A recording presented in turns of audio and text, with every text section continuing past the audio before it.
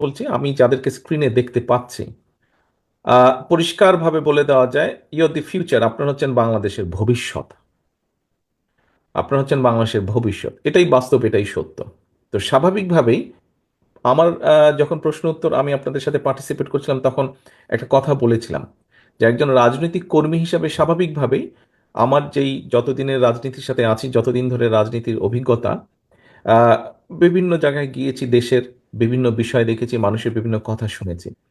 আহ, বিগত 15-16 বছরে রাজনীতি কি হয়েছে কি না হয়েছে কম বেশি আপনারা সকলেই দেখেছেন। আপনারা দেশে ছিলেন, আমি দেশের বাইরে থেকে যতটুকু সম্ভব দেখেছি। বিদেশে থাকার বাধ্য হয়ে, বিদেশে থাকার কারণে আমার কিছু জিনিস দেখার সুযোগ হয়েছে। আহ, সেগুলো আমি চিন্তা করেছি এই বিষয়গুলো নিয়ে। তো যেহেতু আমি বললাম যে আপনারা হচ্ছেন বাংলাদেশের ভবিষ্যৎ, আজকে আমি বাংলাদেশের যারা আপনারা ভবিষ্যৎ, তাদের সাথে আমি আমার কিছু চিন্তা শেয়ার করতে চাই। এই চিন্তার অনেকগুলো এরই ভিতরে 31 দফায় আপনারা পেয়েছেন, আপনারা নিজেও আলোচনা করেছেন, নিজেদের বক্তব্য তুলে ধরেছেন। মঞ্চে যারা উপস্থাপকবৃন্দ আছেন বা আলোচকবৃন্দ আছেন, ওনারা ওনাদের অবস্থান থেকে ব্যাখ্যা করেছেন আপনাদের সামনে আপনাদের প্রশ্নের উত্তরগুলো। আমি কয়েকটি বিষয় একটু আপনাদের সামনে তুলে ধরতে চাই। যেমন ধরেন, যেহেতু আপনারা স্টুডেন্ট, এখানে উপস্থিত প্রত্যেকে আপনারা স্টুডেন্ট, আমি শিক্ষাটা দিয়ে শুরু করতে চাই। যে শিক্ষাটাকে একজন পলিটিক্যাল অ্যাক্টিভিস্ট বা রাজনৈতিক কর্মী হিসাবে আমি কিরকম মনে করি যে শিক্ষা হওয়া উচিত আগামী দিনের ভবিষ্যৎ। আমি মনে করি যে আমাদের দেশের প্রথমেই যেটা করা উচিত, এবং আমাদের 31 দফার মধ্যেও আছে, যে শিক্ষা ক্ষেত্রে আমরা বাজেট বাড়াবো, বাজেট বৃদ্ধি করব। আমরা, আমি ব্যক্তিগতভাবে মনে করি শিক্ষা ক্ষেত্রে যদি কিছু করতে হয়, প্রথমেই সেটা করা উচিত প্রাইমারি লেভেলে। প্রাইমারি শিক্ষা কেন্দ্রে, শিক্ষা স্কুলে শিক্ষক, ছাত্র ছাত্রী, এদের উপরে আমাদের প্রথম জোরটা দেওয়া উচিত। এখন প্রথম জোর দিতে আপনি কি বলেন, প্রথম জোর দিতে কি আমরা বুঝবো যে সুন্দর সুন্দর স্কুল বিল্ডিং গড়ে তোলা? আমি এটার পক্ষে নই। আমি এটার পক্ষে নেই। হ্যাঁ, কোনোটা যদি ভাঙাচোরা কিছু থাকে, মিনিমাম সেটাকে আমরা ঠিক করে নেব, যাতে শিক্ষকরা ভালোভাবে ক্লাস নিতে পারেন, ছাত্রছাত্রীরা, ছোট ছোট ছাত্রছাত্রীরা প্রাইমারি স্কুলে ভালোভাবে ক্লাস করতে পারে। কিন্তু আমরা জোর দিব কোয়ালিটির উপরে, শিক্ষকের কোয়ালিটির উপরে। বাজেটটা আমরা এখানে বেশি দিব আমি মনে করি, আমার যেটা চিন্তা, যাতে করে আমরা ভালো শিক্ষক পাই। প্রাইমারি স্কুলের শিক্ষকদের কোয়ালিটি যাতে বৃদ্ধি পায়, তাদেরকে আমরা ভালো করে ট্রেনিং দিব, বছরে 2বার 3বার 4বার আমরা ট্রেনিং দিব। সমাজের যারা মেধাবী স্টুডেন্ট, সাধারণত একটা কথা বা একটা প্র্যাকটিস প্রচলিত আছে যে আচ্ছা, যেই ছেলেটা চাকরি বাকরি পাচ্ছে না বা রেজাল্ট ভালো করেনি, প্রাইমারি স্কুলে ঢুকিয়ে দাও। নো, এই অ্যাটিচিউডটা পরিবর্তন করতে হবে, এই চিন্তার পরিবর্তন করতে হবে। প্রাইমারি স্কুলের শিক্ষক সেই মানুষটি হবেন যে একজন ভালো মেধাবী ছাত্র বা ছাত্রী হিসেবে তার পরিবার, তার সমাজের কাছে গ্রহণযোগ্য। কারণ যদি মেধাবী একজন ছাত্র ছাত্রীকে প্রাইমারি স্কুলের শিক্ষক আমরা বানাতে পারি, তৈরি করতে পারি, ট্রেনিং দিতে পারি ভালোভাবে, তাহলে স্বাভাবিকভাবেই সেই স্টুডেন্টটা যখন ছাত্র এই শিক্ষক হবে বা শিক্ষিকা হবে, সে তার স্টুডেন্টদেরকে ভালো শিক্ষা দিবে। স্বাভাবিকভাবে সে তার স্টুডেন্টদেরকে ভালো শিক্ষা দিবে। এটি গেল খুব সংক্ষেপে একটি বিষয়। এবং এর জন্য যে শুধু ট্রেনিং দিব আমরা তা না, পাশাপাশি ট্রেনিং এর পাশাপাশি আমাদেরকে অনেকগুলো বিষয় এখানে ইনক্লুড করতে হবে। কোন সেই বিষয়গুলো? সেই বিষয়গুলো হচ্ছে যে শুধু পুঁথিগত বিদ্যা যে বাচ্চাদেরকে, হ্যাঁ ভালো বই দিব আমরা, সিলেবাসগুলো ভালোভাবে করব, ভালো বই দিব, শুধু তাই নয়, সাথে সাথে সামাজিক কতগুলো মূল্যবোধ আছে। সামাজিক কতগুলো মূল্যবোধ আছে, ঠিক আছে, মুরব্বীদেরকে, গার্জেনদের, সিনিয়রদেরকে দেখলে আমরা কিভাবে কথা বলবো, সালাম দিব, আমাদের যেটা ধর্ম অনুযায়ী সামাজিক মূল্যবোধ যেটা আছে, ধর্মীয় মূল্যবোধ আছে, যার যার ধর্মে সেই মূল্যবোধগুলো শিক্ষা দেওয়া হবে। কিভাবে কথা বলতে হবে একজন মানুষ বিপদে পড়লে। এখানে আহ, একজন আমাদের একজন এরিসা, বোধহয় খুব সম্ভব এরিসা, সে তার বক্তব্যে একটা কথা বলেছে যে জীব জন্তুর দের ব্যাপারে, যে অনেক ক্ষেত্রে আমরা দেখি যে আমাদের দেশের অনেক মানুষই আহ, অপ্রয়োজনভাবে জীব জন্তুকে কষ্ট দিয়ে থাকে। কাজেই এই যে মানুষ বিপদে পড়লে বা একটা জীবজন্তু বিপদে পড়লে তারকে সাহায্য করা, অর্থাৎ এই বিষয়গুলোকে যদি আমরা প্রাইমারি লেভেল থেকে বাচ্চাদেরকে শিখাতে পারি, আমি মনে করি আস্তে আস্তে এটার একটা পজিটিভ ইফেক্ট আমরা সমাজে দেখতে পাবো। সময় লাগবে হয়তো কিছুদিন, কিন্তু আমরা দেখতে পাবো। একটা বিরাট বড় বিষয় আছে, যেই বড় বিষয়টি হচ্ছে যে বড় বিষয় আছে, সেটি হচ্ছে দুর্নীতি। আমরা দুর্নীতি আমাদেরকে যেভাবেই হোক দুর্নীতির এই রোধ করতে হবে আমাদেরকে। এখান থেকে জাতিকে বের করে নিয়ে আসতে হবে, দেশকে বের করে নিয়ে আসতে হবে। আমরা দুর্নীতি যেমন বিগত আমাদের সরকারের সময় বিএনপি যখন সরকার পরিচালনা করেছে, তখন দুর্নীতি দমন কমিশনে একটা আইন করেছিল যে দুর্নীতি দমন কমিশন কোনো পারমিশন লাগবে না কারো বিরুদ্ধে ইনভেস্টিগেট করতে, সরকারের কোনো পারমিশন লাগবে না, ইন্ডিপেন্ডেন্ট ছিল তারা। আহ, বিগত স্বৈরাচার সরকার, পলাতক সরকার, তারা কিন্তু এই আইনটিকে আবার পরিবর্তন করেছিল যে সরকারি কোনো কর্মকর্তা কর্মচারীর বিরুদ্ধে যদি ইনভেস্টিগেশন করতে হয় সেক্ষেত্রে পারমিশন নিতে হবে। বিএনপি কিন্তু এটা উঠিয়ে দিয়েছিল। তো এখন যাই হোক, এটা হচ্ছে অন্য বিষয়। কিন্তু এই যে দুর্নীতি, দুর্নীতি জিনিসটা, দুর্নীতি বলতে কিন্তু অনেক কিছু বোঝায়। সে যদি অর্থ তছরূপ করে দুর্নীতি তা না, মিথ্যে কথা বলা দুর্নীতি, ট্রাফিক সিগন্যাল ভায়োলেট করা দুর্নীতি, কারো ক্ষতি করা দুর্নীতি, এরকম অনেক দুর্নীতির ব্যাপক। কিন্তু আমরা যদি ভালো মানুষগুলোকে, মেধাবী মানুষগুলোকে শিক্ষক করতে পারি এবং তারা যদি বাচ্চাদেরকে সেভাবে শেখাতে পারে যে দুর্নীতি খারাপ, দুর্নীতি বিষয়টা খারাপ, কারোকে ক্ষতি করা খারাপ, মিথ্যে কথা বলাও দুর্নীতি খারাপ, ট্রাফিক আইন ভঙ্গ করা খারাপ, কারো ক্ষতি করা খারাপ, অবশ্যই অর্থ তছরূপ করা খারাপ, কাউকে ঠকানো খারাপ, এই বিষয়গুলো যদি আমরা ছোটবেলা থেকে বাচ্চাদের মাথার মধ্যে আস্তে আস্তে আস্তে ঢুকিয়ে দিতে পারি, তাহলে স্বাভাবিকভাবে এটা একটা পজিটিভ ইফেক্ট পাবো। এখানে আপনাদেরকে আমি একটা কথা বলি। আমার পরিচিত একটা ছেলে আছে, এখানে থাকে। তো ওর একটা ছোট ছেলে আছে, ছেলেটার বয়স এখন 8-10 বছর হবে। আমি যেই ঘটনাটা বলছি এটা প্রায় আরো 5-6 বছর আগের ঘটনা, যখন বাচ্চাটার বয়স ছিল 5 কি 6 এরকম বয়স হবে বোধহয় ওর। ওকে স্কুলে শিখিয়েছে এই দেশে, ও তখন প্রাইমারি স্কুলে পড়ে, এখনো প্রাইমারিতেই, তো ক্লাস 6-এই বোধহয় আছে, প্রায় 6-এর ভিতরেই আছে।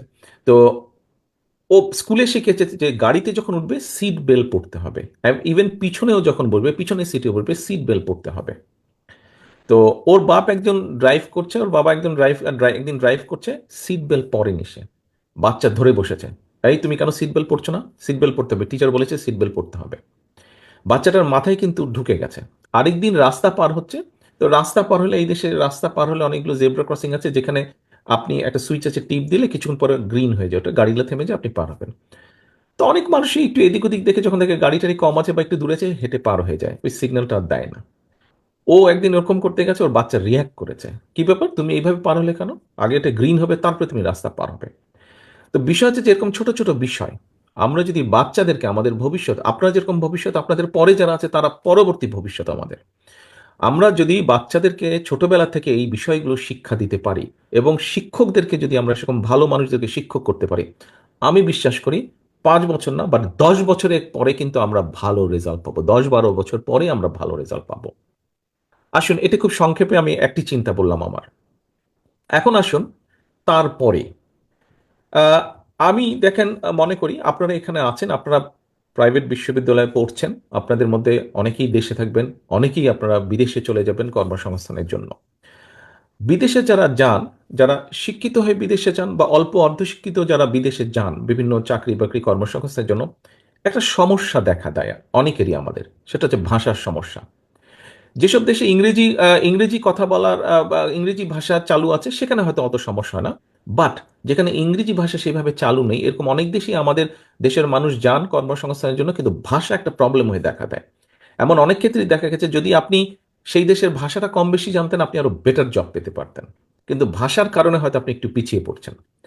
আমি মনে করি অন্তত ক্লাস সিক্স থেকে ক্লাস 10 পর্যন্ত আমরা যদি এটা, যারা এক্সপার্টস আছেন তাদের সাথে অবশ্যই আলাপ করব, বাট এরকম আমরা সুযোগ পেলে, আমি ইনশাল্লাহ সুযোগ পেলে আমি এরকম কিছু একটা করার চেষ্টা করব। সেটা হচ্ছে বাংলা আমরা সবাই বলছি, বাংলা স্কুল কলেজে পড়ছি, আমরা শিখছি, ইংরেজিটাও কম বেশি শিখছি, কিন্তু ইংরেজিটাকে আমরা কম্পালসারি করব, একদম কম্পালসারি করব। এটা গেল 1 নম্বর।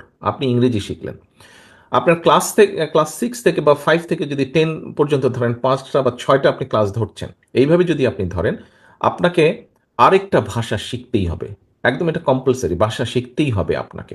বাংলা শিখলেন, ইংরেজি শিখলেন, থার্ড একটা ল্যাঙ্গুয়েজ আপনাকে শিখতে হবে। That could be Italian, that could be French, that could be German, that could be Mandarin, that could be Arabic, that could be Japanese. অর্থাৎ আপনাকে এই ভাষাগুলো, আপনার যেটা পছন্দ, একজন স্টুডেন্ট হিসেবে আপনার যেটা পছন্দ, আপনি সেই ভাষাটি বেছে নেন।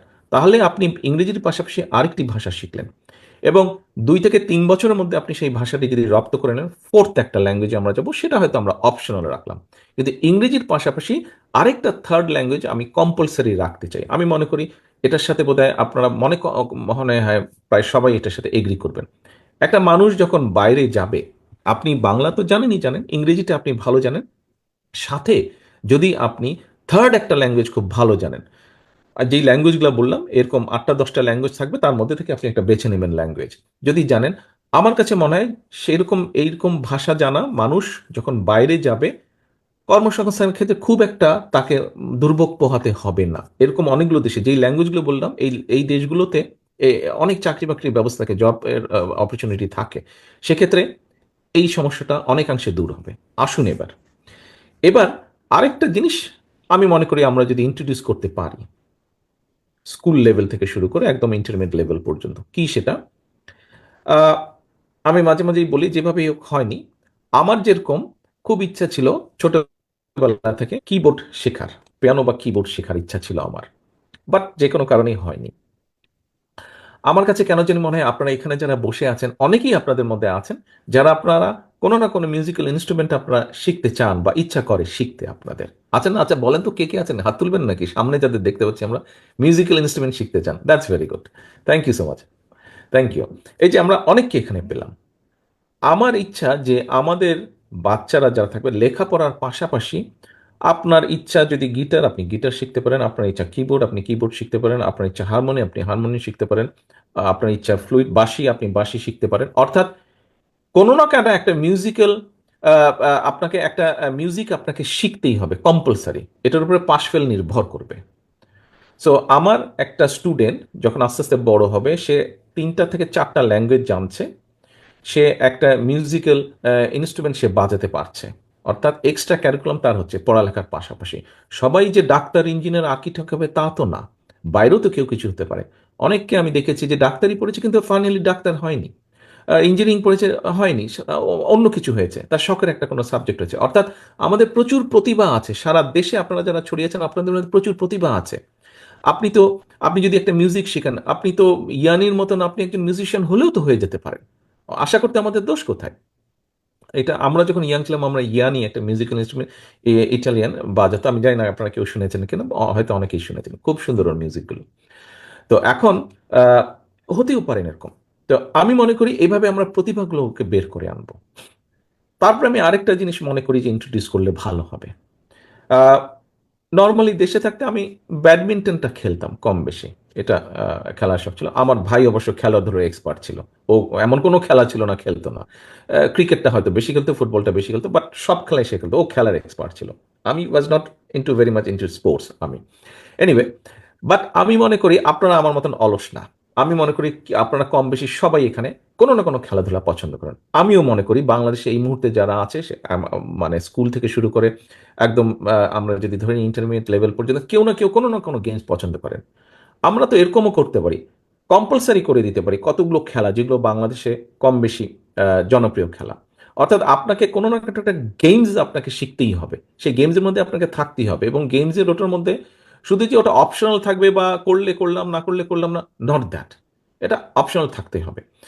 এটা ফুটবল হতে পারে, এটা হাডুডু হতে পারে, এটা ব্যাডমিন্টন হতে পারে, এটা টেবিল টেনিস হতে পারে, এটা বাস্কেটবল হতে পারে, এটা ভলিবল হতে পারে, এটা ক্রিকেট হতে পারে, এনি গেম। আমরা কয়েকটা গেম রাখবো, এই গেম আপনাকে করতেই হবে, পার্টিসিপেট এটাতে করতে হবে। অর্থাৎ প্লেয়ার হিসেবেও যে আপনার ভিতরে প্রতিভাটা আছে সেটাকে আমরা বের করে আনতে চাই, সেটাকে আমরা প্রপারলি প্রকাশ করতে চাই সেটা।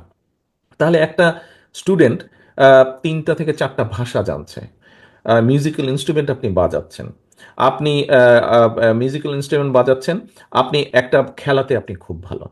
আসুন এবার আরেকটা জিনিস আমি করতে চাই। আহ, আমার হাতের লেখা খুব খারাপ, অনেক সময় আমি নিজেও বুঝি না। আমি যখন আমার ওয়াইফকে কিছু দিই আমাকে বলে যে "এটা কি লিখেছো তুমি", আমি গিয়ে আবার পড়ে দিই ওকে কি লিখেছে। বাট আমি মনে করি সবার হাতের লেখা এত খারাপ নয়, সবার হাতের লেখা খারাপ নয়। আপনাদের মধ্যে অনেকেই আছেন যারা আপনারা হাতের লেখা সুন্দর এবং খুব সুন্দর ড্রয়িং বা আর্ট আপনারা করতে পারেন। আমরা তো আমাদের এরকম অনেকের ইচ্ছা আছে, অনেকের আর্টিস্ট হবার ইচ্ছা আছে, বাট সামাজিক কারণে, পারিবারিক কারণে হয়তো আমরা অনেকে হতে পারি না, বাট হওয়ার মনের মধ্যে ইচ্ছা আছে। পরিবার হয়তো বিভিন্ন অর্থনৈতিক কারণে হোক, বিভিন্ন কারণে পরিবার তাকে সেই সুযোগটা দিতে পারে না। আমরা তো রাষ্ট্রের পক্ষ থেকে তাকে সুযোগটা করে দিতে পারি আমাদের সেই প্রতিভাবান ভবিষ্যৎ প্রজন্মকে, যে ঠিক আছে আর্টটা যদি আমরা তাদেরকে শেখাতে পারি, সে যদি সুন্দর হতেও তো পারে, সে একজন বড় আর্টিস্ট হতে পারবে, বড় আর্টিস্ট জয়নুল আবেদিন সাহেবের মতন একজন বড় আর্টিস্ট হতে পারবে। হয়তো আপনাদের এখানেই, আপনাদের ভেতরেই হয়তো অনেকে এরকম বসে আছেন আপনারা, যাদের মধ্যে সেই প্রতিভা আছে, কিন্তু প্রতিভাটা বিকশিত করার সুযোগ পাচ্ছে না। এই সুযোগটা আমরা তৈরি করতে চাই।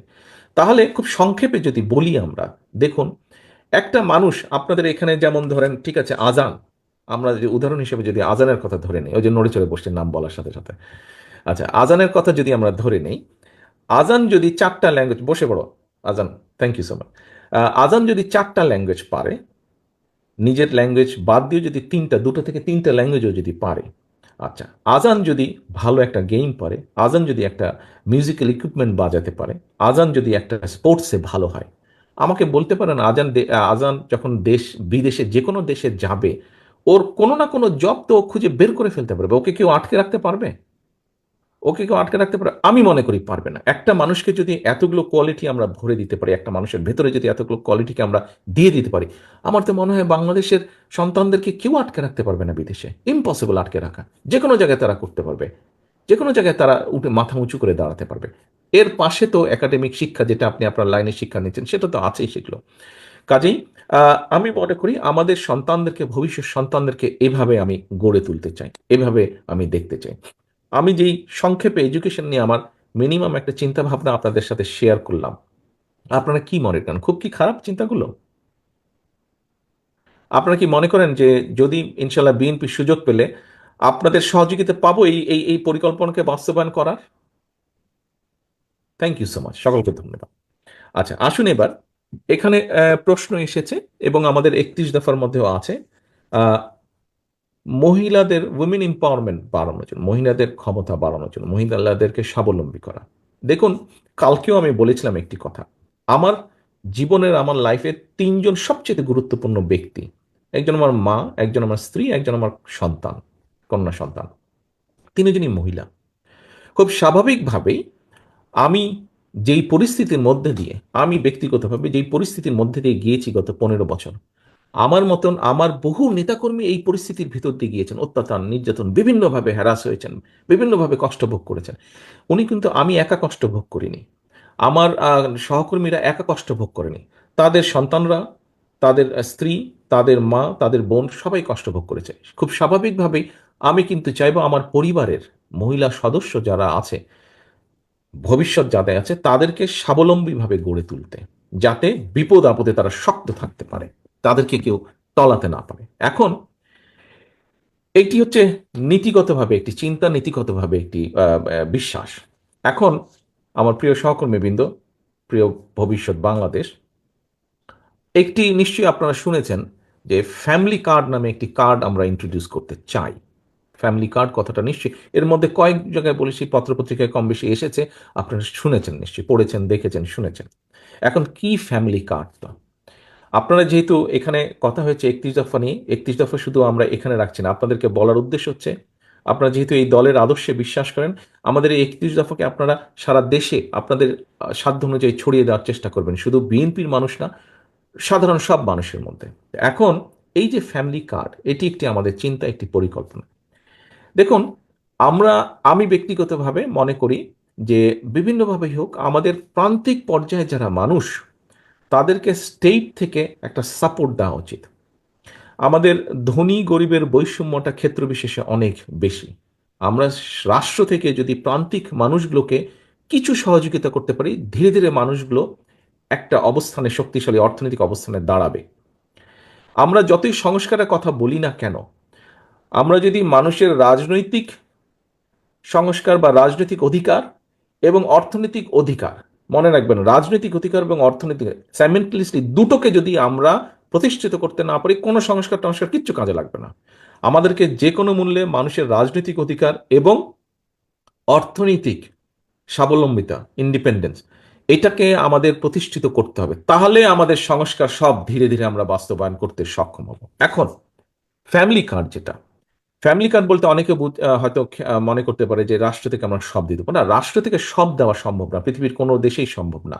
বাট আমরা প্রান্তিক, এটা রাষ্ট্র, ফ্যামিলি কার্ডটা আমরা ইউনিভার্সাল রাখবো। ফ্যামিলি কার্ড এখানে আপনারা যারা আছেন, আপনারা প্রত্যেকের পরিবার হিসেবে পাবেন। একজন কৃষকের পরিবার পাবেন, একজন মসজিদের ইমাম সাহেব পাবেন, একজন মুদি দোকানদার পাবেন, প্রাইমারি শিক্ষক পাবেন, একজন ডিসি পাবে, একজন ইওনো পাবে, একজন এসপি পাবে, একজন ব্যবসায়ী পাবে, সবাই পাবে। যার প্রয়োজন সে নিবে নিবে না, কিন্তু থাকবে সবার জন্য। এটি বুঝতে হবে কোন জিনিসটি। এই দেশে যেরকম চাইল্ড বেনিফিট আছে, চাইল্ড বেনিফিট নামে রাষ্ট্র থেকে একটা বেনিফিট দেওয়া হয়, এই বেনিফিট প্রত্যেকটা মানুষের জন্য, যাদের ছোট বাচ্চা আছে, 12 বছরের কম বাচ্চা আছে। এই দেশের প্রধানমন্ত্রীও সেটি দাবি করতে পারেন যদি তার 12 বছরের কম বাচ্চা থাকে। তবে আমার আমার ধারণা প্রধানমন্ত্রী বা মন্ত্রীরা সাধারণত নেন না, বিকজ স্বাভাবিকভাবে সাধারণ মানুষ নিলে সেটাই ভালো। তো এখন ফ্যামিলি কার্ডটার মধ্যে একটি উদাহরণ দিয়ে আপনাদেরকে বোঝাতে চাইছি কি ফ্যামিলি কার্ডটা। প্রথমে বলি, ফ্যামিলি কার্ডটা থাকবে কিন্তু ওই পরিবারের যে মা বা স্ত্রী, তার নামে আমরা দেবো ফ্যামিলি কার্ডটা। বাবা বা স্বামীর নামে দেবো না কিন্তু ফ্যামিলি কার্ডটা দেবো মা বা যে স্ত্রী থাকবে সেই পরিবার, তার নামে। আচ্ছা, কেন এই উদ্দেশ্যটা? এই উদ্দেশ্যটা হচ্ছে যে দেখুন, আমরা ধরে নিতে পারি যে এইভাবে জিনিসটা, যে ধরেন একটা উদাহরণ দিচ্ছি আমি, একটা পরিবারের চারজনের, একটি পরিবার, চারজনের পরিবারের মাসে হয়তো 10 কেজি চাল লাগে। আমরা যদি স্টেট থেকে তাকে 1.5-2 কেজি চাল দেই, মাসে হয়তো তার ধরেন 1 কেজি তেল লাগে রান্না বান্নার জন্য। আমরা যদি 200 বা 250 গ্রাম তেল তাকে সরবরাহ করি, মাসে হয়তো 500 গ্রাম লবণ লাগে। আমরা যদি তাকে 50 গ্রাম বা 100 গ্রাম লবণ সরবরাহ করি, এরকম যদি কিছু প্রোডাক্ট আমরা তাকে দিই, অর্থাৎ আমরা যদি ধরে নেই মাসে তার খাবার খরচ 8,000-10,000 টাকা, তাকে যদি আমরা স্টেট থেকে যদি তাকে আমরা 2,500-3,000 টাকার যদি একটা সাপোর্ট দিই, কি হবে? যেটা হবে, তার যেটা নিজস্ব খরচ, সেখান থেকে প্রতি মাসে সে 2,500-3,000 টাকা করে সেভ করতে পারছে। ওই মা বা ওই যে গৃহিণী, সে সেভ করতে পারছে। আমরা ধরেই নিতে পারি সে যেই অর্থটা সেভ করবে সেটা সে কি কিভাবে খরচ করবে। এক, তার সন্তানদের লেখাপড়া, তার সন্তানদের হেলথ, এবং 3 নম্বর হচ্ছে তার পরিবারের ভবিষ্যৎ সিকিউরিটির জন্য সে হয়তো ছোট ছোট ছোট ছোট ইনভেস্ট করবে সে, যেখান থেকে সে একটা রিটার্ন পাবে, যেটা দিয়ে সে ফ্যামিলিকে সাপোর্ট দিবে। মূল বিষয়টা হচ্ছে তার ফ্যামিলির সন্তানদেরকে সে শিক্ষা এবং হেলথে সাপোর্ট করবে। এটা মা করবে, কিন্তু বাপরা করে, সবসময় করে না, বাপরা এদিক ওদিক খরচ করে ফেলে। এটি আমি মনে করি। আচ্ছা, তো এখন যখন কয়েক বছর ধরে ওই মা বা ওই গৃহিণী যখন 500, 1,000, 1,500, 2,000, 3,000 টাকা করে সেভ করতে পারবে প্রতি মাসে, ধরে নিলাম আমরা সে প্রতি মাসে হয়তো 1,000 টাকাই সেভ করলো, একদম গ্রামের প্রান্তিক কৃষক, একজন মুদির দোকানদার, রিক্সা চালক, বা এরকম খুব নিম্ন আয়ের যারা মানুষ, প্রান্তিক মানুষ, তাদের পরিবারে যখন এরকম সেভ হবে, 12 মাসে 12,000 বা 20,000 বা 24,000 টাকা সেভ হলো। অনেকের কাছে হয়তো 12,000, 24,000 বা 30,000 টাকা খুব টাকা না, কিন্তু প্রান্তিক একজন মানুষের কাছে, একজন কৃষকের কাছে, কৃষকের ফ্যামিলির কাছে, একজন রিক্সা চালকের ফ্যামিলির কাছে, একজন ছোট মুদির দোকানের ফ্যামিলির কাছে, একজন ডে লেবারের ফ্যামিলির কাছে কিন্তু বছরে 20,000, 30,000 টাকা অনেক টাকা কিন্তু। কাজেই 1 বছরে 20,000 বা 25,000, 30,000 টাকা সেভ, 2 বছরে 60,000 সেভ। তার মানে আপনি চিন্তা করেন একটা সার্টেন 2, 4, 5 বছর পরে গিয়ে তার কাছে সেভিং হবে। সেভিং হলে সেটা স্বাভাবিকভাবে তাকে, ওই মহিলাকে অনেক স্বাবলম্বী করবে, সাহসী করবে, ইন্ডিপেন্ডেন্ট করবে, এবং কনফিডেন্ট বাড়াবে। তার কনফিডেন্স অনেক বেশি বাড়িয়ে দিবে। তার সমাজে তার হাতে যখন 30,000, 50,000 টাকা থাকবে, পরিবারের সবাই কিন্তু একটু মান্যগণ্য করে চলবে তাকে। সমাজে, পরিবারে সেই মহিলা বা সেই মা বা সেই গৃহিণীটার সম্মান অটোমেটিক কিন্তু বৃদ্ধি পাবে।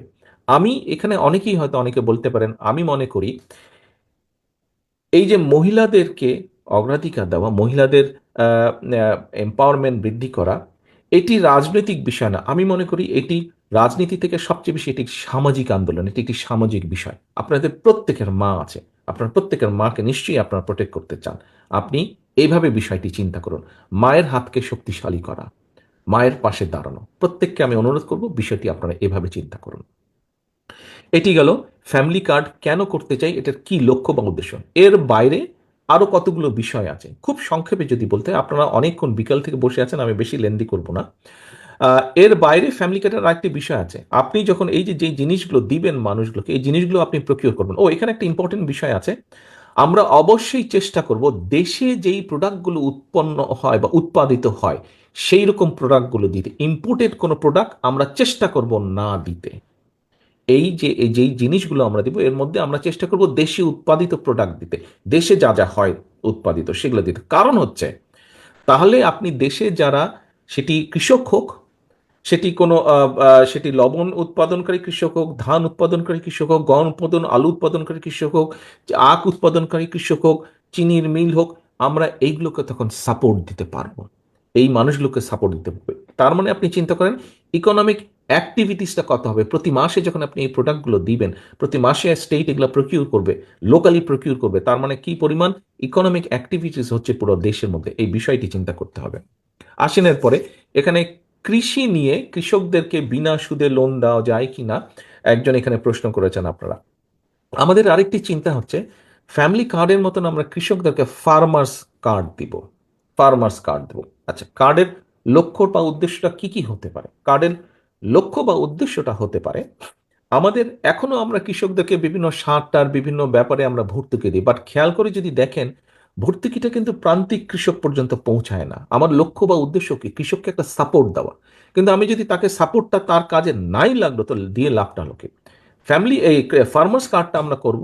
এটা দিয়ে আমরা কৃষকদেরকে আমরা চেষ্টা করব আমাদের এখানে আমাদের সরকারকে সহযোগিতা করবে, প্রশাসন আছে প্রশাসনের মাধ্যমে, সেনাবাহিনী আছে সেনাবাহিনীর মাধ্যমে আমরা চেষ্টা করবে প্রকৃত যারা কৃষক এদেরকে আইডেন্টিফাই করে ফেলা, আইডেন্টিফাই করে এদেরকে একদম রেজিস্ট্রি করে তার পুরো ডিটেইল ডাটাবেস তৈরি করে তাকে আমরা কার্ডটা দিব, অর্থাৎ তার জমি কোথায়, কোন দাগে চার জমি, সে কি কি উৎপাদন করে, সবকিছু নিয়ে আমরা তার কার্ডটা তৈরি করব, সো দ্যাট তাকে আমরা যেরকম শস্য বীমার কথা বলেছি তাকে আমরা এই সাপোর্টটা দিতে পারবো। আমাদের যে প্রশ্ন কথা বলেছেন তাকে বিনা ইন্টারেস্টে লোন দেওয়া যায় কিনা, কখনো কোনো ফসলের ক্ষতি হলে সরকার যদি ঠিক করে যে ঠিক আছে এই বছর এই ফসলের ক্ষতি হয়েছে, তাহলে এই ফসল যারা উৎপাদন করে তাদেরকে আমরা বিনা সুদে ঋণ দিব, তখন এই কার্ডটা ব্যবহার করলেই কিন্তু কার্ডটা যেখানে যেখানে যেখানে ডেজিগনেটেড প্লেস থাকবে সেখানে গিয়ে সে পাঞ্চ করলেই তখন বোঝা যাবে। সরকার কাছে পুরো লিস্ট আছে যে কে কোথায় এই পার্টিকুলার, সে কোনো বছর টমেটো চাষি যারা তারা ক্ষতিগ্রস্ত হয়েছে তাদেরকে আমরা একটা সহযোগিতা দিব টমেটো চাষে, তাহলে টমেটো চাষি কারা আছে মোটামুটিভাবে আমি বের করে ফেলতে পারবো। এটি আছে। আমরা ঠিক আছে টমেটো চাষিদেরকে পার্টিকুলার এই ফার্টিলাইজারটা দিতে হবে, কোন কোন কৃষকের কি কি পরিমাণ ফার্টিলাইজার লাগে, সবার তো আর 1 কেজি 2 কেজি 10 কেজি লাগবে না, জমির পরিমাণ অনুযায়ী কমবে বাড়বে বিষয়টা, ঠিক আছে। তাহলে এই এলাকায় বাংলাদেশের অমুক এলাকায় এরা এরা আছে যারা টমেটো চাষ করে, টমেটো ক্ষতিগ্রস্ত হচ্ছে তাদেরকে আমরা এই সাপোর্ট দিব, অথবা তাদের এই সারটা প্রয়োজন তাদেরকে আমরা এই সারটা দিব, অর্থাৎ পুরো জিনিসটা আমরা নিয়ে আসবো একদম কম্পিউটারাইজ করে, পুরো জিনিসটা আইটির ভিতরে আমরা নিয়ে আসবো যাতে করে মিস ইউজেস যত সম্ভব কম করা যায়, বাট আমরা যত বেশি সংখ্যক তাদেরকে যেই সহযোগিতা স্টেট থেকে রাষ্ট্র থেকে আমরা দিতে চাই সেটা তাদেরকে তত আমরা দিতে সক্ষম হই, ম্যাক্সিমামটা যাতে তাদেরকে আমরা দিতে সক্ষম হই। কিছু হতেই পারে ওয়েস্টেজ, এটা বাস্তবতাটা মেনে নিতেই হবে। এবার আসুন হেলথ, হেলথ নিয়ে একজন ডায়াবেটিকের প্রশ্ন করেছিলেন এখানে ডক্টর পাভেল সাহেব, উনি খুব সুন্দরভাবে বলেছেন কি কি বিষয়। হেলথের বিষয়টা আপনাদের অনেকেরই নিশ্চয়ই কম বেশি ধারণা আছে, ইউরোপে কিন্তু এখানকার হেলথ ফ্যাসিলিটি খুব ভালো, কম বেশি নিশ্চয়ই আপনাদের অনেকেরই ধারণা আছে, সবার না থাকলেও। আমরাও বলেছি আমাদের এখানে ইউকেতে যেরকম এনএইচএস আছে এনএইচএস এর মতন করে আমরা সাজাতে চাই, তবে এই দেশে কিন্তু এনএইচএসও খুব হাবুডুবু খাচ্ছে, huge budget, serious complain NHS. আগে যেরকম এমার্জেন্সিতে আমি যখন প্রথম প্রথম এই দেশে এসেছি 15 বছর 16 বছর আগে, 16 আগে, তখন এমার্জেন্সিতে গেলে 1.5-2 ঘন্টার বেশি ওয়েট করতে হতো না, এখন 4-5 ঘন্টা 6 ঘন্টা পর্যন্ত ওয়েট করতে হয়, অর্থাৎ ওদের উপর অনেক প্রেশার হয়েছে, রোগীর সংখ্যা বেড়েছে। এরা এখন নতুন একটা পলিসি নিয়েছে, আমি মনে করি আমি ব্যক্তিগত ধারণা আমাদের জন্য, আমাদের যেহেতু হিউজলি পপুলেটেড কান্ট্রি, আমাদের জন্য এই পলিসিটা নেওয়া উচিত। কি সেটা? প্রিভেনশন, প্রিভেনশন নেওয়া উচিত, প্রিভেন্টিভ মেজার আমাদেরকে বেশি করে নেওয়া উচিত। এখন সেইটাকে অর্থাৎ আমি যদি দেশের মানুষ যদি কম অসুস্থ হয়, তাহলে যারা অসুস্থ হবে তাদেরকে বেটার ট্রিটমেন্ট আমরা দিতে পারবো, বেটার সার্ভিস আমরা দিতে পারবো হসপিটালগুলোতে। কিন্তু বেশি মানুষ যখন অসুস্থ হয়ে যাবে স্বাভাবিকভাবে তখন একটা ক্যাওয়াটিক সিচুয়েশন হবে, কাউকেই আপনি ভালো সার্ভিস তখন দিতে পারবেন না। কাজে আমরা যদি দেশের মানুষকে সচেতন করতে পারি, এবং সেই লক্ষ্যে আমরা শহীদ জিয়ার সময় একটি প্রকল্প নেওয়া হয়েছিল পল্লী চিকিৎসক, হয়তো অনেকের কাছে শব্দটি পরিচিত আছে, পল্লী চিকিৎসক। আমরা প্রতি গ্রামে আমরা পল্লী চিকিৎসক দিব, একজন না একের অধিক আমরা পল্লী চিকিৎসক করব, হাজার হাজার লক্ষ আমরা পল্লী চিকিৎসক তৈরি করব। এই পল্লী চিকিৎসকদের কাজ হবে সাধারণত বেসিক অসুখ বিসুখ যেগুলো হয় মানুষের, কিডনির প্রবলেম বলেন, হার্টের প্রবলেম বলেন, কোলেস্ট্রল প্রবলেম বলেন, বিভিন্ন যেগুলো ডায়াবেটিক প্রবলেম বলেন, মানুষকে গিয়ে সচেতন করা। এবং আমাদের একটি লক্ষ্য আছে, উদাহরণ হিসেবে বলছি, যদি 1 লক্ষ পল্লী চিকিৎসক আমরা অ্যাপয়েন্ট করি, এই 1 লক্ষ পল্লী চিকিৎসকের মধ্যে 70 থেকে 75 হাজার পল্লী চিকিৎসক হবে নারী, নারী হবে পল্লী চিকিৎসক। কারণ নারীদের একটা সুবিধা আছে, তারা ঘরের ভিতরে যেতে পারে এবং গিয়ে মহিলাদেরকে গৃহিণীদেরকে বোঝাতে পারে। স্বাভাবিকভাবে গৃহিণীরা যেহেতু ঘরের বিষয়গুলো দেখভাল করেন, তাদেরকে যখন সচেতন করা যাবে, আপনি বাচ্চাকে এই খাওয়াবেন, স্বামীকে এই খাওয়াবেন বা মুরব্বীকে এই খাওয়াবেন, তাহলে এই অসুখ থেকে দূরে থাকা যাবে। স্বাভাবিকভাবে ধীরে ধীরে আমরা সেই বেনিফিটটা পাবো ইনশাল্লাহ। সেই জন্য আমরা এখানে করব। এখানে একটা জিনিস দেখেন, এই যে পল্লী চিকিৎসক কথা বললাম, আপনি যদি ফুটবলের সেই ওই যে গেমসের কথা বলেছি, আর্টের কথা বলেছি, মিউজিকের কথা বলেছি, আপনারা চিন্তা করে দেখেছেন আপনাদের মধ্যে এখানেই কতজন আপনারা এইসব টিচারের অ্যাপয়েন্টমেন্ট পেতে পারেন বা এইসব টিচার হতে পারবেন? আপনারা চিন্তা করতে পারেন কত লক্ষ জব ক্রিয়েট করতে পারবো আমরা। শুধু শিক্ষা ক্ষেত্রে আমরা কত লক্ষ জব ক্রিয়েট করতে পারবো। আপনার তো যদি 10 থেকে 15 হাজার আপনার ফুটবলের টিচারই লাগবে, 10 থেকে 15 হাজার আপনার বাস্কেটবলের টিচারই লাগবে, 10 থেকে 15 হাজার মিউজিক টিচার লাগবে, তাও মিউজিকের কয়েকটা ক্যাটাগরি। তার মানে চিন্তা করেন কত শিক্ষাক্ষেত্রে আমরা কত জব ক্রিয়েশন করতে পারছি দেশের ভিতরেই। এই কথাটা বলতে ভুলে গেছিলাম, সরি।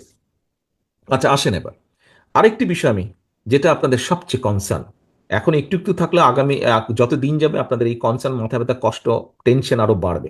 সেটা হচ্ছে আপনাদের নিজেদের জব ক্রিয়েশন। আপনাদের নিজেদের জব ক্রিয়েশন, ওই যে শিক্ষা ব্যবস্থা যেখানে বলেছিলাম, আমরা ধরে নিচ্ছি আপনার প্রাইভেট ইউনিভার্সিটিতে যারা আছেন, আপনারা আপনারা মোটামুটিভাবে বাংলাদেশের প্রেক্ষাপটে আপনারা ওয়েল অফ ফ্যামিলি, যারা একটু সচ্ছল ফ্যামিলি তারা আছেন। বাট অনেক ফ্যামিলি আছে যাদের সচ্ছলতা অনেক কম। তো শিক্ষাক্ষেত্রের মধ্যে একটা জিনিস আমরা ইন্ট্রোডিউস করতে চাই, সেটা হচ্ছে যে ভোকেশনাল ট্রেনিং বলতে যা বোঝায় বা এই ধরনের যে বিষয়গুলো আছে, এগুলোকে আমরা রেগুলার এডুকেশনের পাশাপাশি আমরা এগুলোকে ইন্ট্রোডিউস করতে চাই। এখনো কিছু কিছু হতে হচ্ছে, কিন্তু আরও আমরা বাড়াতে চাই।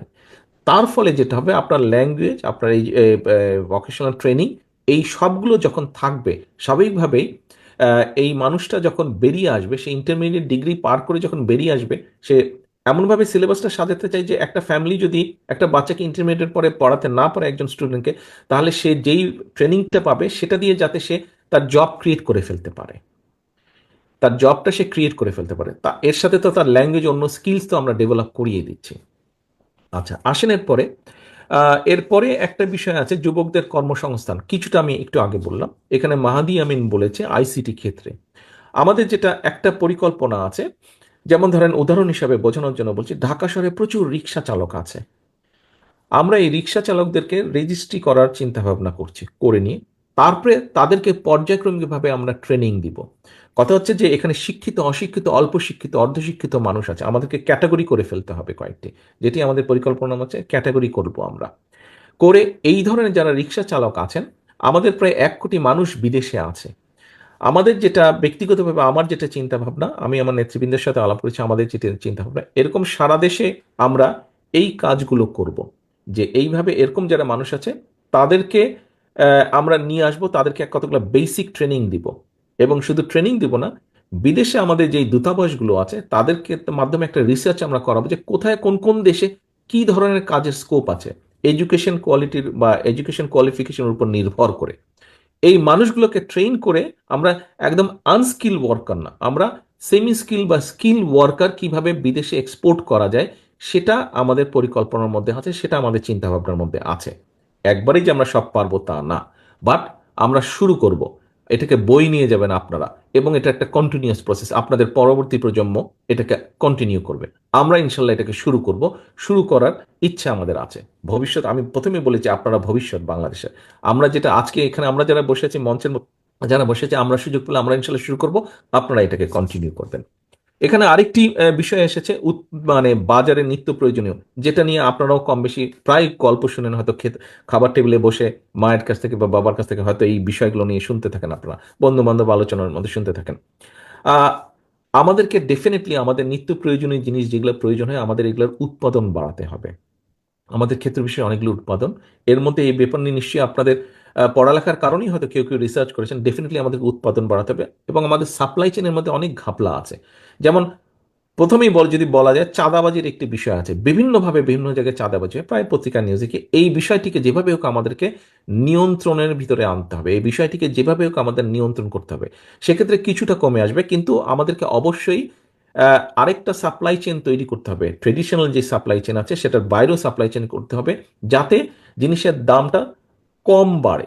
জিনিসের দাম ক্ষেত্র বিশেষে হয়তো বাড়বেই বাস্তবতা, কিন্তু একটা স্বাভাবিকতার মধ্যে যাতে বাড়ে, অস্বাভাবিকতার মধ্যে না বাড়ে। খুব সংক্ষেপে আমি এই জিনিসটা বললাম, যদিও এই জিনিসটি সবচেয়ে কনসার্ন বিষয় এখন। কিন্তু আমাদেরকে অবশ্যই উৎপাদন বাড়াতে হবে, আমাদেরকে মার্কেটিংয়ের নতুন ব্যবস্থা উপায় পুরো চিন্তা করতে হবে, এবং প্রোডাক্টগুলো যাতে কোনো রকম বাধা বিঘ্ন ছাড়া একদম এন্ড ইউজারের কাছে যাতে পৌঁছতে পারে। এরপরে একটি বিষয় আছে এনভায়রনমেন্টের বিষয়। এটা আমাদের সবার কনসার্ন, এটি সারা বিশ্বের কনসার্ন। আমাদের নিজেদের যেটা চিন্তা আছে এনভায়রনমেন্টের মধ্যে খাল খনন এবং নদী খনন নিয়ে আলোচনা হয়েছে। খাল এবং নদী খনন এটি আমাদের one of the priority project. আমরা ইনশাল্লাহ আল্লাহর মধ্যে সুযোগ পেলে, মানুষের সমর্থন নিয়ে সরকার গঠন করলে খাল খনন এবং নদী খননের অনেকগুলো কারণ আছে কেন আমরা করব। প্রথমত আমাদের নদী এবং খালগুলো বন্ধ হয়ে গেছে। অল্প বৃষ্টি হলে ভারত ফট করে বর্ষাকালে তাদের নিজেদেরকে বাঁচানোর জন্য তারা তাদের ড্যামগুলো ওপেন করে দিয়ে আমাদেরকে ফ্লাডেড করে দেয় পুরা। আবার তাদের যখন প্রয়োজন পানিতে আটকে রেখে তারা নিয়ে যায়, আমাদেরকে পানি দেয় না। কাজে আমাদেরকে পুরো দেশটাকে চিন্তা করতে হবে, ওয়াটার রিজার্ভার হিসেবে বানাতে হবে। এবং আমরা যদি পুরো দেশটাকে ওয়াটার রিজার্ভার বানাতে যাই, আমাদের মানুষের পানি ব্যবহারের প্রয়োজন এটা করতে হবে, খাল খনন নদী খনন আমাদের ড্রাই সিজনে ফসলের জন্য করতে হবে। আরেকটা ভেরি ইম্পর্টেন্ট কারণে করতে হবে, যেহেতু নদী নালার পানি কমে গিয়েছে, খুব স্বাভাবিকভাবেই আমাদের আন্ডার ওয়াটার যেটা রিজার্ভার আছে সেখানে অনেক প্রেশার পড়ছে, এবং এটা দিনে দিনে নেমে যাচ্ছে। তার সাথে এই নেমে যাওয়ার কারণে আর্সেনিক সহ বিভিন্ন সমস্যা দেখা দিচ্ছে। আমরা যদি উপরের রেইন ওয়াটারকে যদি নিচে দিতে না পারি, এই রিজার্ভার যদি বাড়াতে না পারি, আন্ডারগ্রাউন্ড ওয়াটার লেভেল যদি উপরে আনতে না পারি, সিরিয়াস আরো অনেকগুলো কনসিকুয়েন্সেস হবে। কাজে যেভাবেই হোক আমাদের করতে হবে। কিছুদিন আগে বন্যা হয়েছে, আপনারা হয়তো অনেকেই বন্যা রিলিফে গিয়েছিলেন। আপনারা আপনারা নিশ্চয়ই দেখেছেন। দেখেন, বন্যার সময় যদি আপনি যে নোয়াখালীতে গিয়েছেন, গ্রেটার নোয়াখালীতে যে বন্যা হয়েছে, নোয়াখালী লক্ষ্মীপুর ফেনী মিলে বন্যা হয়েছে, প্রায় কম বেশি সবগুলো জায়গাতেই যদি এভারেজ ধরে নেই, 5 ফিট হাইট ছিল পানির, 4 থেকে 5 ফিট হাইট। আপনি এখন চিন্তা করেন, 50 স্কোয়ার মাইল ধরে, 50 স্কোয়ার মাইল ধরে 5 ফিট পানির হাইট, একটা সুইমিং পুল যেটার রেডিয়াস হচ্ছে 50 স্কোয়ার মাইল এবং ডেপথ হচ্ছে 5 ফিট। কি পরিমাণ পানি! তার মানে আপনি চিন্তা করেন, এই পানিটা কি হলো, 2 দিন পরে এই পানিটা সাগরে চলে গেলো, আমরা কোনো ইউজই রাখতে পারলাম না পানিটা। এই পানিটাকে আমরা ধরে রাখতে চাই, খাল খনন নদী খননের মাধ্যমে এই পানিটাকে ধরে রাখতে চাই। বহু কাজ করা সম্ভব। আমি দেখতে পাচ্ছি আস্তে আস্তে আপনাদের একটু ধৈর্যচ্যুতি ঘটছে, আমি শেষ করে দেবো এখনই। এই বিশাল পানিটাকে আমাদের রাখতে হবে, কারণ ভারত পানি, আমাদের বিভিন্ন নদীর পানিগুলার উপরে ড্যাম তৈরি করে তারা নিয়ে যাচ্ছে, বহু দেন দরবার করে। এরা তো আনেই নেই, আগে যারা স্বৈরাচার ছিল এরা তো ইচ্ছা করেই আনে নাই। আমাদেরকে এখন এটার ব্যাপারে আন্তর্জাতিক আদালতে হোক, ইউএনএ হোক, জাতিসংঘ হোক, আমাদেরকে সামনে ইনশাল্লাহ সুযোগ পেলে ফাইট করতে হবে, যাতে আমরা আমাদের পানির হিস্সা আনতে পারি। কিন্তু অ্যাট দ্য সেম টাইম আমাদেরকে আমাদের সেকেন্ডারি অপশনও আমাদের রাখতে হবে, যে আমরা কিভাবে আমাদের ওই পানিগুলা, যে পানিটা আমরা এই মুহূর্তে ব্যবহার করছি না কিন্তু ভবিষ্যতে ব্যবহার করব, এইগুলোকে আমাদের ধরে রাখতে হবে, এই পানিটাকে আমাদের ব্যবস্থা রাখতে হবে সাপোর্ট হিসাবে। তো প্রিয় ভবিষ্যৎ প্রজন্ম, মোটামুটিভাবে এই বিষয়গুলো। আরেকটি আছে এনভায়রনমেন্টের মধ্যে গাছ, গাছ, গাছ। আমি জানি না আপনাদের এখানে কতজনের গাছের প্রতি দুর্বলতা আছে। আমার গাছের প্রতি খুব দুর্বলতা আছে। That's very good, thank you so much. আমি অনেক সাপোর্টার পেলাম। আমার গাছের প্রতি দুর্বলতা, বিশেষ করে বড় গাছের প্রতি দুর্বলতা। এখানে ছোট একটি ঘটনা বলি। আহ, বগুড়াতে, আমি জানি না এখানে কারো বাড়ি আছে কিনা বগুড়াতে। আচ্ছা, এই তো কয়েকজন, থ্যাংক ইউ। বগুড়াতে যাদের বাড়ি আছে, আপনারা নিশ্চয়ই শহরে দেখেছেন খোকন পার্ক। আমাদের বিগত টাইমে যখন আমরা সরকারে ছিলাম, খোকন পার্কে ডেভেলপ করা হচ্ছিল, তার আগে খুব ঝোপঝাপড়ে ছিল। তো ওটাকে একটু সুন্দর করে আমরা সাজিয়েছিলাম, ঝোপঝাট কেটে টেটে। যেদিন কাজ হচ্ছে আমি সেদিন গিয়েছিলাম। তো মাঠের ঠিক মধ্যেখানে না, একটু সাইডে একটা গাছ ছিল, গাছের নাম আমার এই মুহূর্তে মনে নেই। তখন আমাদের মেয়র ছিলেন মাহবুবুর রহমান সাহেব। উনি আমাকে হঠাৎ করে বললেন যে, তারেক সাহেব, এই গাছটা ওরা কেটে ফেলতে চাচ্ছে, কিন্তু এই গাছটা মাত্র দুটো আছে বগুড়ায়, পুরো বগুড়ায় জেলে, এবং এটা 150 বছরের পুরনো গাছ, এটা বোধহয় কাটা ঠিক হবে না। আমি তাৎক্ষণিকভাবে ইঞ্জিনিয়ারকে ডাকলাম, আমি বললাম যে দেখেন, এটা তো এই গাছটা, এই ব্যাপার, এই গাছটা আপনারা কেটেন না, এই গাছটা থাকুক, 150 বছরের পুরনো গাছ, এই গাছটা কেটে ফেললে তো আমরা পাবো না, অন্তত আমাদের জীবন দশাতে পাবো না আমরা। গাছটা কাটা হয়নি। খুব দুঃখজনকভাবে আহ, কিছুদিন আগে আমি শুনলাম যে ওখানে যারা ছিল, এই যে স্বৈরাচারে সরকারের সময় যারা ছিল, তারা ওইটাকে আবার কিছু করতে গিয়ে, খুব কাজ দেখাতে গিয়ে গাছটাকে কেটে ফেলেছে তারা। তো শোনার পরে খুব খারাপ লেগেছে আমার কাছে ব্যাপারটা। এনিওয়ে, এরা তো কি করেছে এটা আপনারা দেখেছেন। আহ, বগুড়া থেকে রংপুর যাওয়ার যে রাস্তাটা ছিল, রাস্তা বড় করার নাম করে, আপনাদের নিশ্চয়ই অনেকের মনে আছে, রংপুরে যাদের বাড়ি আছে, বগুড়ার উপর দিয়ে যারা গিয়েছেন রংপুরে, আপনারা দেখেন যে রাস্তার দুপাশে কেমন গাছ ছিল। আমি কিছুদিন আগে ছবি দেখলাম, কেটে সাফা করে ফেলেছে, একদম ধুধু মরুভূমির মতো। আমাদেরকে আমাদের সেই গাছের সেই যে ছায়া, সেই যে চিত্র, এটি আমাদেরকে যে কোনো মূল্যে ফিরিয়ে আনতে হবে। এটি শুধু ফিরিয়ে আনতে হবে আমাদের নিজেদের চোখের সৌন্দর্যের জন্য না, আমাদের দেশকে রক্ষা করতে হলে, দেশের মানুষকে রক্ষা করতে হলে, বহু প্রাকৃতিক দুর্যোগ থেকে রক্ষা করতে হলে। যেটা সমস্যা দেখা দিচ্ছে যে গ্লোবাল ওয়ার্মিংয়ের জন্য আস্তে আস্তে কিন্তু সমুদ্রের পানি বাড়ার ফলে, এবং বিভিন্ন রিসার্চে দেখা যাচ্ছে বাংলাদেশের অনেকাংশ ডুবে যাবে একসময়। আমাদের এইগুলা থেকে যদি কিছুটা হলেও পরিবর্তন করতে সক্ষম হয়, আমাদেরকে গাছ সেটা সাহায্য করবে, সহযোগিতা করবে। এই মুহূর্তে আজকে হচ্ছে গিয়ে ডিসেম্বরের 3 তারিখ। আমার মনে আছে যখন আমরা স্কুলে পড়তাম, ডিসেম্বরের 3 তারিখ সোয়েটার কোট পরে আমরা বসে থাকতাম, বাট আমি দেখতে পাচ্ছি না এখানে কারো হাতে কারো শরীরে তেমন গরম কাপড় আছে। ছেলেদের মধ্যে কেউ কেউ একটু স্মার্ট হওয়ার জন্য ব্লেজার ট্লেজার কোট টোট পরে এসেছে, আদারওয়াইজ কিন্তু তেমন গরম কাপড় কারো গায়ে দেখছি না। অর্থাৎ তেমন কোনো ঠান্ডা নেই দেশে। কেন? Global warming. কেন? গাছপালা কেটে সাফা করে দিয়েছে এরা, কিন্তু গাছ লাগায়নি। এয়ারপোর্ট রোডে আগে সুন্দর সুন্দর গাছ ছিল, পরে দেখলাম বনসাই লাগিয়েছে। ছবিতে দেখলাম একজন আমাকে বললো বনসাই লাগিয়েছে। বনসাই তো আমাদের দেশি গাছ না, বিদেশ থেকে কেন গাছ আনতে হবে? দেশের মধ্যেই তো কত সুন্দর সুন্দর গাছ আছে আমাদের।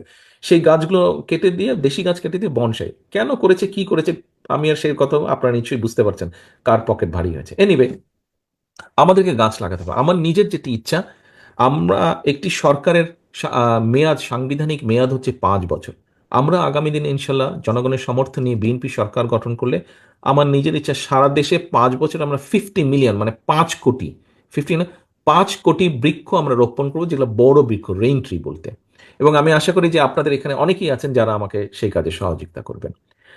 প্রিয় ভবিষ্যৎ বাংলাদেশ, এই হচ্ছে মোটামুটিভাবে খুব সংক্ষেপে আমার চিন্তা, আমার দেশ, আমার দেশের মানুষকে নিয়ে আপনাদের সামনে তুলে ধরলাম।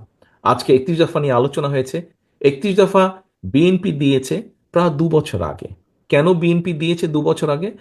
2 বছর আগে আমরা জানতাম না যে আমরা জুলাইয়ের 5 তারিখে স্বৈরাচারকে পালিয়ে যেতে বাধ্য করব। কিন্তু 2 বছর আগে আমাদের দলে, বিএনপির, দেশ এবং দেশের মানুষকে নিয়ে চিন্তা ভাবনা ছিল। দেশ এবং দেশের মানুষকে ভাগ্য কিভাবে পরিবর্তন করা যায় সেটি আমাদের চিন্তা ভাবনা ছিল। সেজন্যই আমরা যখনও জানতাম না যে স্বৈরাচারকে কবে বিদায় করব, তখনও কিন্তু আমরা এই 31 দফা দিয়েছি, দেশকে নিয়ে, দেশের মানুষকে নিয়ে। তারও আগে দেশনেত্রী খালেদা জিয়া ভিশন 2030 দিয়েছিলেন। লক্ষ্য এবং উদ্দেশ্য হচ্ছে আপনারা, অর্থাৎ দেশের মানুষ। লক্ষ্য এবং উদ্দেশ্য হচ্ছে বাংলাদেশ। প্রিয় সহকর্মীবৃন্দ, প্রিয় ভবিষ্যৎ বাংলাদেশ, আমার সামনে যারা বসে আছেন, আপনারা দলের সাথে জড়িত, আপনারা দলের সাথে জড়িত। 31 দফা, এই 31 দফা নিয়ে আপনারা আজকে আলোচনা করেছেন। 31 দফা, আমার বিশ্বাস আজকে যে এখানে আপনারা শিখলেন, জানলেন 31 দফা নিয়ে, এটি আপনারা ঘরের ভিতরে আবদ্ধ রাখবেন না। এটি আপনারা বাংলাদেশের মানুষের পথে প্রান্তে দাঁড়ে দাঁড়িয়ে আপনারা পৌঁছে দিতে সক্ষম হবেন। আপনাদের সকলকে ধন্যবাদ। আপনাদের সকলের সুস্বাস্থ্য কামনা করছি। আমি দৃঢ়ভাবে বিশ্বাস করতে চাই, এখানে উপস্থিত প্রত্যেকটি মানুষ ভবিষ্যতে বাংলাদেশ গড়ার কারিগর হিসেবে নিজেকে গড়ে তুলবেন। আসসালামু আলাইকুম। বাংলাদেশ জিন্দাবাদ। বাংলাদেশ জাতীয়তাবাদী দল জিন্দাবাদ।